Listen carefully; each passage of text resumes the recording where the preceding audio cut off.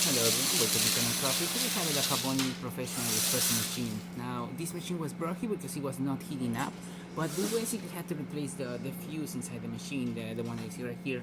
And when we pretty much got the machine heating up, we saw that the machine was also overheating, so we had to replace the pressure stat as well. So we readjusted the pressure stat. Now it's at 1.2 bars. The machine is already been heating up for a while.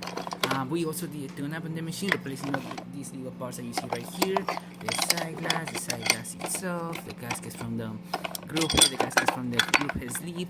We also had to replace the group head sleeve, the one that you see right here. Basically just broke. And just to compare, this is the newer one. This is the newer one that we replaced on the machine. This is the older one, and this was the previous condition on the machine inside. And we just pretty much end up cleaning everything and polishing the whole machine. So we usually do a shot of espresso, but because we don't have the porter filter, we're just gonna raise the lever. And as you can see, having really nice and steam coming out of the group head. And there you have it. The Pavoni professional working once again. So thank you for preparing Kanen Coffee. Please subscribe to our channel for more content every day, and thanks for watching.